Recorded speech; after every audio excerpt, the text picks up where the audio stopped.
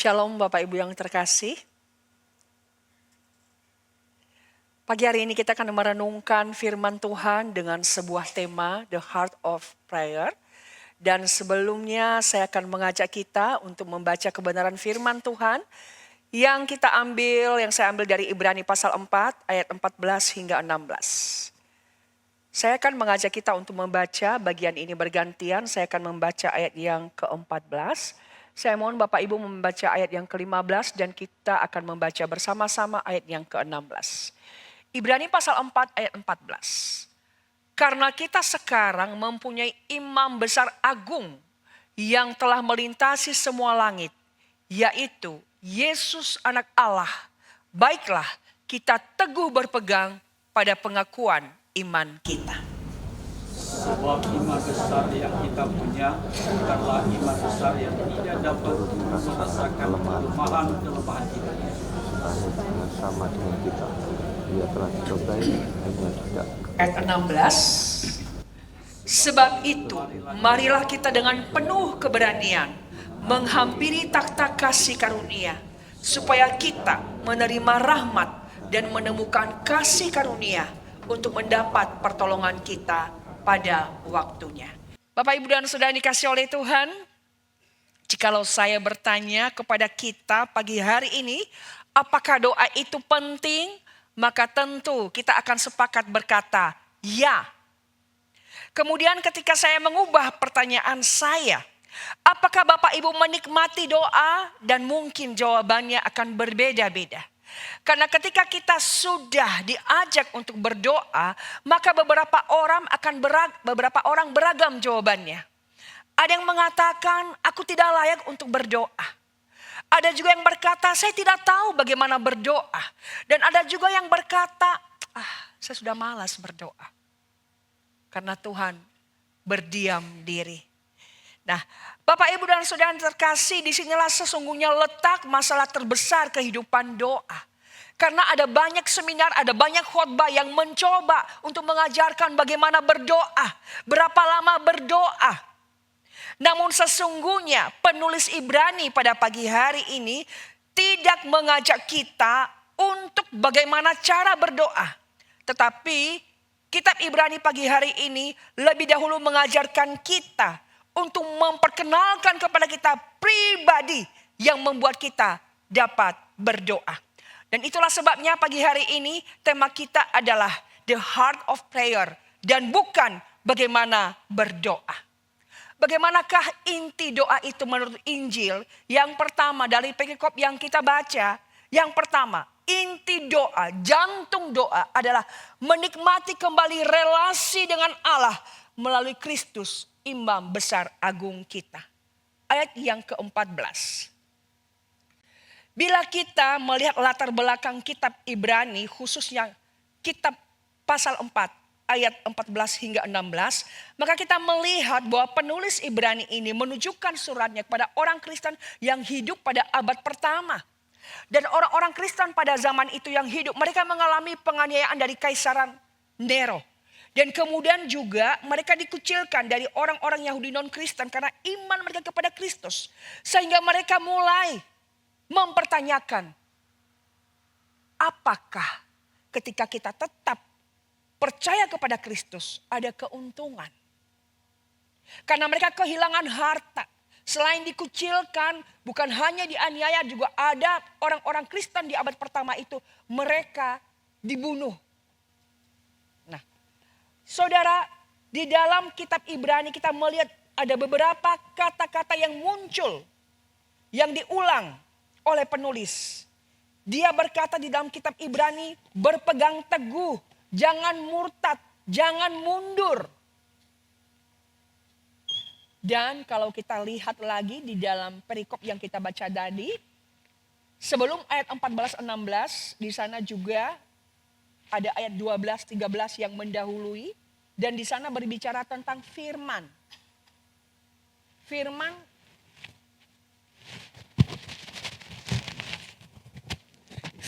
di sana berbicara, penulis Ibrani mengatakan bahwa firman itu adalah ibarat pedang yang bermata dua. Artinya adalah firman itu membongkar seluruh isi hati kita, membongkar keberdosaan kita. Tanpa topeng di hadapan Tuhan, firman Allah menyingkapkan siapa kita, motivasi kita, kegagalan kita, keburukan kita. Lalu muncul pertanyaan, bila di hadapan Allah kita ini adalah terbuka, tidak ada yang tersembunyi, siapakah yang layak datang di hadapan Allah yang demikian? Lalu ayat 14 menjawab,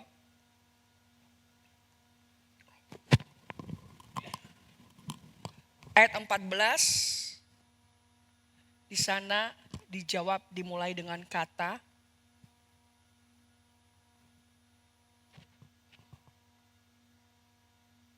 karena. Bapak Ibu, kata karena di sini bukan hanya sekedar kata sambung, tetapi sesungguhnya hendak menyatakan memang firman Tuhan itu menyingkapkan siapa kita, membuka diri kita di hadapan Allah. Tetapi Kristus tidak membiarkan kita dalam keberdosaan kita, dalam kehancuran kita. Memang firman Tuhan itu menyatakan dosa-dosa kita, tetapi Kristus itu menjadi imam besar yang membawa kita kembali kepada Allah. Bila kita melihat struktur Ibrani pasal 4 ayat 14 hingga 16 memiliki struktur yang sangat indah. Ayat 14 itu mencatat kita memiliki imam besar agung, yaitu Yesus. Ayat yang ke-15 dikatakan imam besar agung itu mengerti kelemahan-kelemahan kita. Dan ayat 16 merespon, jikalau imam besar itu mengerti kelemahan-kelemahan kita, lalu respon kita apa? Mari, penulis mengajak, mari kita datang di hadapan takhta kasih karunia. Seorang pemuda yang telah melakukan kesalahan yang besar karena ia terlibat narkoba, lalu ia meninggalkan rumah karena ia sangat takut kepada ayahnya. Padahal pintu rumah itu tidak pernah tertutup untuk dia. Dan karena itu semakin lama ia meninggalkan ayahnya, terbayang di wajahnya bila ayahnya itu marah. Tapi sesungguhnya kisah ini tidak jauh beda dengan kisah anak bungsu ketika dia meninggalkan ayahnya. Dan ketika dia sudah berdosa, dia kembali, maka ayahnya dari kejauhan melihat dia, maka ayahnya itu berlari dan memeluk dia. Ya, memang dosa merusak relasi antara kita dengan Allah. Dan itulah yang terjadi di dalam kitab Kejadian pasal 3. Ketika Adam dan Hawa jatuh di dalam dosa, mereka bersembunyi.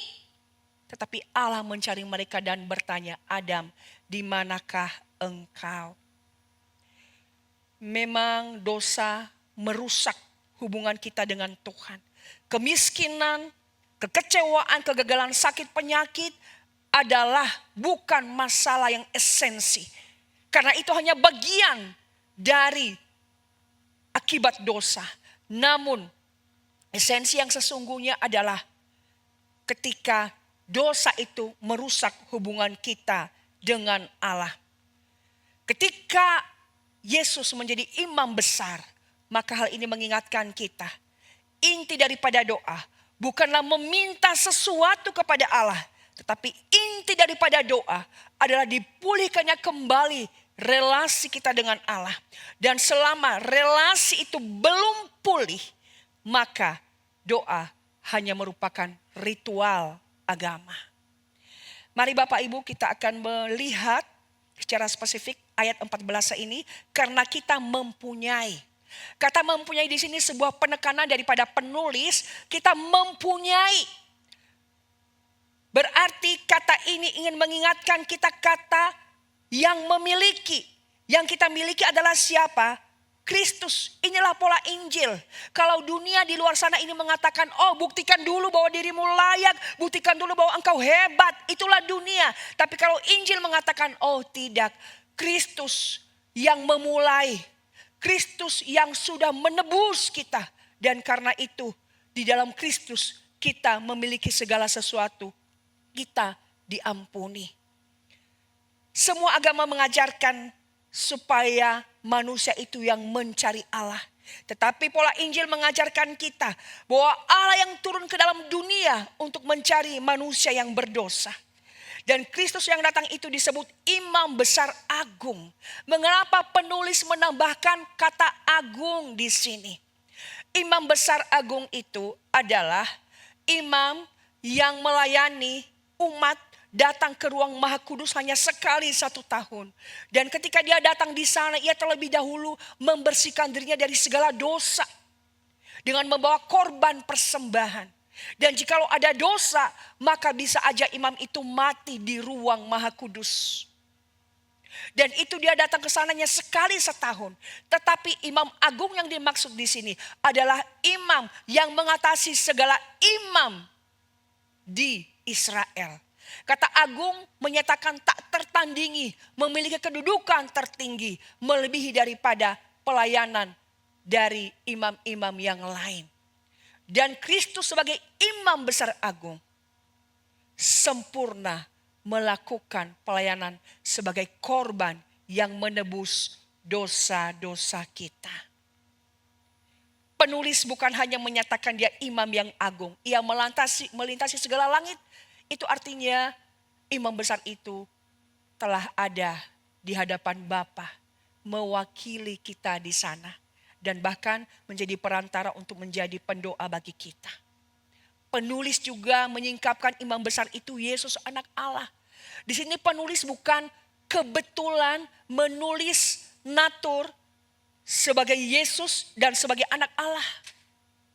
Untuk menjadi penebus dosa harus ada seorang manusia yang benar-benar 100% mewakili kita dalam keberdosaan kita.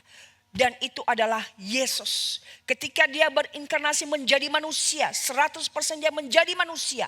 Namun yang mewakili itu pun adalah juga Allah yang menjadi manusia. 100% manusia, 100% Allah. Kedua natur ini dibutuhkan. Sebagai manusia 100% mewakili kita. Dan sebagai Allah, ia juga memberikan kepada kita pengampunan ketika dia menerima pengorbanan Kristus yang mewakili kita di atas kayu salib. Kedua natur ini bertemu sehingga kasih dan keadilan Allah bertemu juga di atas kayu salib. Kedua pribadi ini yang menjadi jembatan untuk membawa relasi kita kembali kepada Tuhan. Bapak Ibu yang terkasih, akses kita untuk berdoa sudah dibuka melalui imam besar agung kita. Di zaman modern ini banyak orang melakukan doa seperti aplikasi layanan pelanggan. Ketika ada kebutuhan, mereka menghubungi Tuhan. Setelah semua selesai, setelah semua beres, maka hubungan itu kembali terputus. Mengapa? Karena kebanyakan orang mereka melihat Tuhan itu sebagai sarana untuk mencapai berkat. Bukan sebagai pribadi yang menjadi harta yang terbesar. Orang yang sudah mengalami Allah, maka dia tidak hanya sekedar lagi dan mencari berkat-berkat itu sendiri. Tetapi dia lebih mencari sang pribadi pemberi berkat itu. Mengapa seringkali doa kita hambar? Karena kita hanya mencari berkat-berkat Tuhan. Namun kita mengabaikan pribadi sang pemberi berkat itu sendiri. Dan kita seringkali lebih mencintai pemberiannya daripada sang pemberi itu sendiri. Bapak Ibu, Kristus tidak mati bukan hanya supaya doa-doa kita dikabulkan. Kristus mati supaya kita diperdamaikan dengan Allah. Dan ketika relasi itu dipulihkan, doa bukan lagi menjadi sebuah beban, tetapi doa menjadi kerinduan seorang anak kepada Bapa di surga. Tim Keller pernah mengatakan, doa bukanlah sekedar meminta sesuatu kepada Allah. Melainkan doa adalah menikmati persekutuan dengan Allah. Karena itu doa bukanlah hubungan yang transaksional. Melainkan doa adalah relasional. Bagaimanakah hubungan kita dengan Tuhan hari ini? Apakah kita hanya berdoa untuk sebuah transaksi? Tuhan, aku sudah melayani Engkau. Aku sudah mencapai prestasi yang baik dalam pelayanan.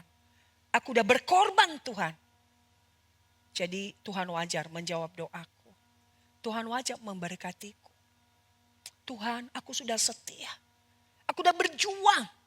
Bahkan aku lebih mengutamakan pelayanan, lebih mengutamakan Tuhan dari hal apapun. Tetapi mengapa ini terjadi di hidupku Tuhan? Saudara, inti doa. Doa yang sejati. Bukan transaksional, tapi sebuah relasi. Doa adalah relasi untuk dipulihkan melalui imam besar. Di mana kita bisa menikmati keintiman dengan Tuhan. Dan menikmati pribadi itu sendiri. Doa bukan hanya membangun relasi, tetapi doa adalah juga di mana Kristus itu memahami kita. Bukan hanya menjadi imam besar, tapi dia mengerti kelemahan-kelemahan kita. Di dalam ayat yang selanjutnya dan merupakan poin yang kedua, di sana penulis Ibrani mengingatkan kita bahwa doa adalah datang kepada Kristus yang memahami kelemahan-kelemahan kita.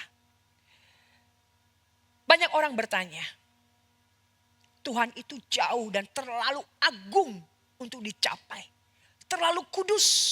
Sementara kita ini penuh dengan dosa. Apakah Allah masih bisa mengerti dan merasakan penderitaan kita yang ada di dalam dunia? Ketika penulis Ibrani memakai kata ini, bahwa imam besar itu merasakan penderitaan kita. Kata yang dipakai di sana adalah dari dua kata, sin, bersama atau ikut serta, dan pasko, yaitu menderita. Ketika penulis mengatakan bahwa dia turut merasakan kelemahan-kelemahan kita, itu bukan sebagai Allah yang jauh di atas sana dan dia hanya memandang dan melihat kita. Tetapi sebagai Allah, sebagai imam besar yang pernah menjadi manusia, mengambil natur manusia 100%. Ia bisa merasakan kelemahan-kelemahan kita. Pergumulan kita. Karena ia pernah ditolak, ia pernah dikhianati, ia pernah dikucilkan, ia pernah dipukul, diolok dan bahkan mati di atas kayu salib. Di sini penulis mengatakan kelemahan-kelemahan. 2 kali diulangi kelemahan-kelemahan. Jadi ini bukan hanya yang dimaksud penulis dalam bahasa aslinya, bukan hanya kelemahan fisik kita. Termasuk kelemahan kita ketika kita berjuang melawan dosa. Termasuk kelemahan-kelemahan kita yang mungkin tidak kita sadari. Maka Allah yang telah menjadi manusia itu mengerti pergumulan kita. Dia sangat memahami siapa kita. Kegagalan kita, kehancuran kita, kebobrokan kita. Kejatuhan kita di dalam dosa. Ia sangat memahami. Kenapa? Karena 2000 tahun yang lalu Allah itu mengambil natur manusia dan hidup di dunia ini bersama orang-orang berdosa. Bapak Ibu yang terkasih, Ibrani pasal 4 ayat 15 mengingatkan kita dan menghancurkan gambaran pola pikir dunia. Allah itu terlalu jauh, tidak bisa dicapai. Tapi ayat ini mengingatkan dia dekat, dia ada bersama dengan kita. Injil mengatakan kita dapat datang kepada Allah karena Kristus. Dan Kristus bukan hanya imam besar yang begitu jauh, tetapi ia juga ada bersama dengan kita. Ketika kita berdoa, kita bukan membawa kesalehan kita. Bukan membawa pencapaian-pencapaian kita. Bukan membawa kehebatan kita. Bukan membawa ketaatan kita dan segala prestasi kita. Tetapi doa adalah membawa kelemahan kita kepada Tuhan. Karena kelemahan-kelemahan itu sangat dimengerti oleh Kristus. Jadi kelemahan bukan alasan untuk kita datang kepada Tuhan. Ketika ayat ini mengatakan bahwa imam besar itu telah dicobai tapi tidak berbuat dosa, itu bukan berarti imam besar itu telah kalah di dalam pencobaan. Bukan. Tetapi ia mengerti itu, merasakan. Karena ia sendiri juga berjuang melawan dosa dan menang. Ketika imam besar itu berdoa di Taman Getsemani, jikalau mungkin lalukan cawan ini daripadaku, tapi jangan kehendakku. Ya, dia pernah dicobai. Dia pernah mengalami pergumulan yang berat, yang begitu hebat. Tetapi akhirnya ia tampil sebagai seorang pemenang. Karena itu, apapun pergumulan kita, yang mungkin orang lain tidak tahu, yang sulit kita ceritakan, yang hanya kita berdoa dengan berdiam dan tidak bisa berkata-kata. Tuhan itu mengerti. Tuhan itu sangat memahami. Saya tidak tahu apa yang menjadi pergumulan kita hari ini, Bapak Ibu. Tapi jikalau selama ini mungkin ada orang tidak mengerti kita menghadapinya sendirian. Ayat ini kembali menguatkan kita bahwa sesungguhnya ada seorang imam besar yang begitu mengerti tentang diri kita. Kelemahan bukan hambatan untuk kita datang kepada Tuhan, tapi justru kelemahan itulah yang membawa kita untuk mencari Dia. Apakah hari ini kita masih enggan untuk berdoa? Doa adalah privilege. Sebuah hak istimewa anak-anak Tuhan. Apakah kita menggunakan hak istimewa itu? Karena di dalam doa yang kita cari bukan sesungguhnya jawabannya. Tetapi doa itu adalah menikmati Tuhan itu sendiri. Dan menikmati relasi dengan Dia. Ketika doa adalah intinya imam besar merasakan kelemahan kita. Maka penulis mengajak kita untuk menghampiri takhta kasih karunia imam besar itu. Ayat yang ke-16. Sana dicatat. Sebab itu marilah kita dengan penuh keberanian menghampiri takhta kasih karunia. Inti doa adalah menghampiri takhta kasih karunia untuk menerima pertolongan Allah. Ayat yang ke-16. Saudara, ajakan kata marilah di sini di dalam bahasa Alkitab adalah merupakan sebuah kata yang memberi arti bukan hanya sesuatu atau insidental. Ketika juga penulis mengatakan sebab itu juga kata bukan kebetulan. Sebab itu adalah rangkuman dari ayat 14-15. Karena kita memiliki imam besar agung dan imam itu mengerti kelemahan-kelemahan kita. Maka sebab itu. Mari kita datang kepada sang imam itu. Nah, jadi penulis mengajak kita dalam ayat yang ke-16 ini sebagai klimaks. Mari hampiri takhta kasih karunia. Ajakan ini adalah bukan hanya sesuatu. Tetapi ajakan ini memiliki sebuah makna bahwa doa datang kepada Tuhan itu adalah sebuah gaya hidup. Ketika orang-orang Ibrani membaca ayat ini, mereka sebenarnya kaget.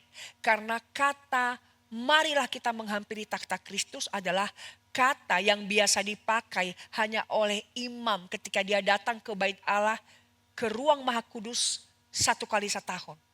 Tetapi kata ini memiliki makna lagi. Bukan sekali setahun dan bukan hanya imam besar. Tapi semua anak-anak Tuhan datang setiap saat, setiap waktu untuk menghampiri takhta kasih karunia.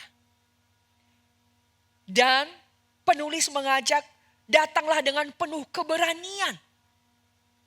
Kata keberanian di sini adalah bukan keberanian yang kasar, bukan keberanian karena merasa diri hebat, tetapi kata yang dipakai di sini adalah kata keberanian yang memiliki arti kebebasan seorang anak ketika dia datang berkata-kata, berbicara kepada papanya. Atau kata ini juga dipakai adalah kebebasan kemerdekaan seorang warga yang berbicara secara bebas di depan publik. Nah, jadi sekarang itu penulis benar-benar mengajak kita untuk bisa datang dengan berani menghampiri takhta kasih karunia, karena kita itu diberikan hak istimewa untuk mendapatkan pertolongan kita pada waktunya. Dan yang menarik, yang indah lagi, di sini penulis memakai kata takhta kasih karunia. Sebuah frasa yang sangat indah. Takhta itu biasanya berbicara tentang kekuasaan, penghakiman, otoritas. Tetapi penulis berkata di sini takhta kasih karunia, artinya Allah itu tetap raja yang berkuasa. Dia tetap berdaulat. Tetapi bagi orang yang datang melalui Kristus, takhta penghakiman itu menjadi takhta penerimaan, takhta kasih karunia. Dulu manusia berdosa takut mendekat kepada takhta Allah itu. Tapi sekarang melalui Kristus, takhta itu menjadi tempat pertolongan untuk kita mendapatkan kemurahan Allah pada waktunya. Saudara, ketika penulis memakai kata ini, dia juga kembali mengingatkan kita bahwa menghampiri takhta itu kita akan memperoleh kasih karunia, pertolongan. Karena salib Kristus itu telah membawa kita untuk kembali menerima anugerah Allah. Pengorbanan Kristus yang sempurna itu di atas kayu salib yang telah menerima murka Allah telah membuka tirai yang menjadi pemisah antara kita dengan Allah. Sekarang kita boleh datang, kita boleh meminta, kita boleh berdoa, kita boleh berseru. Dan di takhta kasih karunia itu ada pertolongan pada waktunya. Ya, ketika penulis memakai istilah di sini pertolongan tepat pada waktunya, di dalam bahasa Ibrani-nya di sana memiliki arti pertolongan yang tepat pada waktunya. Jadi bukan jadwal kita. Allah itu memberi pertolongan tidak terlalu cepat dan juga tidak terlalu lambat. Jadi Allah bukannya sekedar cepat memberi pertolongan, tetapi waktunya itu selalu sempurna bagi setiap kita. J.I. Packer di dalam bukunya Knowing God mengatakan, Allah sebagai Bapa yang penuh kasih tidak selalu memberikan apa yang kita inginkan, tetapi selalu memberikan apa yang kita perlukan pada waktu yang paling tepat. J.I. Packer melihat pertolongan pada waktunya adalah sebagai pemeliharaan Allah di masa-masa yang sulit. Dan juga penyertaan Roh Kudus dan kekuatan ketika kita lemah untuk tetap setia mengiring Kristus. Jadi doa itu bukan untuk memaksa Allah, tetapi doa itu adalah sarana untuk kita juga menerima kekuatan daripada Allah di tengah keadaan-keadaan yang sulit. Bapak Ibu yang terkasih,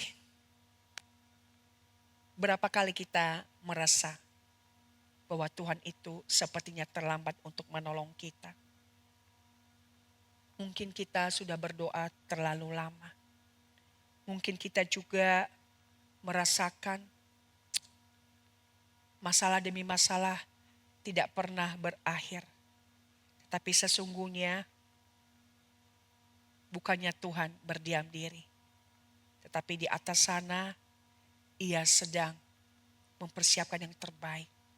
Karena tujuan doa kita sesungguhnya bukan hanya sekedar untuk mendapatkan jawaban.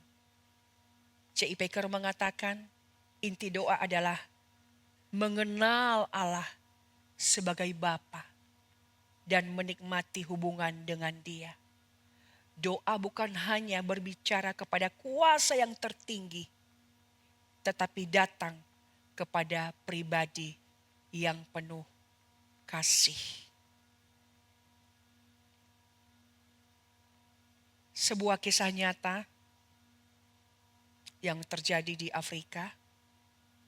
Ada seorang misionaris sebagai seorang tenaga medis, dokter yang melayani di sana.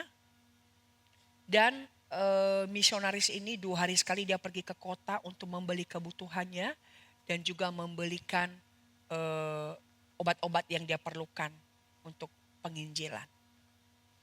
Dia ke kota itu dengan naik sepeda. Dan dalam perjalanan yang begitu jauh, misionaris ini tidurnya di tengah hutan. Suatu hari ketika dia pergi ke kota, dia melihat ada 2 orang sedang berantem hebat dan salah seorang yang terluka parah. Lalu dokter ini mengobati yang sangat terluka parah itu. Setelah itu dia melanjutkan untuk belanja dan dia kembali melanjutkan perjalanannya. Beberapa waktu kemudian, misionaris ini kembali ke kota. Dan dia bertemu dengan orang yang pernah dia tolong itu. Orang yang dia tolong itu berkata kepadanya, "Tahu enggak, setelah kamu mengobati saya, bersama dengan teman saya 6 orang, kami mengikuti kamu di dalam hutan. Karena kami tahu, kamu dalam perjalanan itu Anda itu selalu tidur di tengah hutan. Apa yang ingin kami lakukan? Kami ingin membunuhmu, kami ingin mencuri uangmu dan mengambil barang-barang. Tetapi ketika kami sampai di sana, kami melihat ada 26 orang pasukan dengan bersenjata menjaga kemahmu. Dan kami 6 orang tidak berani karena kami tahu kami pasti kalah." Kemudian misionaris itu bilang, "Enggak, aku tidak punya pasukan. Bukan hanya aku yang melihat, Tuhan. Teman-temanku juga melihat pasukan itu 26 orang." Beberapa bulan kemudian misionaris itu kembali ke Michigan, daerah asalnya. Dia bercerita kesaksiannya ini. Dan di tengah kesaksiannya seorang ibu menyetop interupsi dan mengangkat tangan dan berkata, "Maaf. Waktu itu saya ingat. Waktu itu di Afrika malam hari, berarti ketika dokter itu misionaris itu lagi tidur, dan di Michigan lagi pagi hari. Saya tidak tahu waktu itu saya ke gereja ingin mengambil sesuatu barang, dan saya tidak mengerti, tiba-tiba saya terbayang melintas tentang Anda, dan waktu itu saya akhirnya tergerak untuk berdoa. Lalu saya menghubungi beberapa orang, saya ajak untuk datang berdoa kumpul di gereja. Dan kemudian waktu itu saya berkata, barang siapa yang ingin berdoa bersama, silakan berdiri di tempat. Dan mari kita mendoakan misionaris tersebut. Dan memang saya ingat jumlah kami yang berdoa waktu itu adalah 26 orang. Dan itulah yang dilihat oleh para yang ingin merencanakan membunuh misionaris itu. Yang pasukan 26 bersenjata itu ternyata para pendoa di gereja itu. Bapak Ibu, ini sebuah kisah nyata. Doa tidak pernah sia-sia. Doa pribadi, doa komunal di gereja. Di sanalah Tuhan bekerja. Tuhan tidak pernah menutup mata, menutup telinga terhadap doa orang-orang yang telah Dia tebus dengan nyawanya di atas kayu salib. Justru Yesus itulah, Kristus itulah yang menantikan doa-doa kita. Doa adalah privilege, hak istimewa kita. Dan bahkan doa itu sendiri adalah membawa kita menghadap takhta kasih karunia Allah, memperoleh pertolongan Tuhan pada waktunya. Pertanyaan saya, apakah kita ingin menikmati privilege itu? Tuhan sedang menantikan kita. Mari kita membangun kembali kehidupan kita, kehidupan doa kita. Karena kita tahu percaya satu hal, Allah menantikan kita. Dan melalui doa-doa kita, Tuhan bekerja melampaui dari apa yang kita pikirkan, bahkan kita doakan. Jadilah pendoa. Kiranya Tuhan memberi kita anugerah untuk mengalami Dia melalui doa-doa kita. Amin.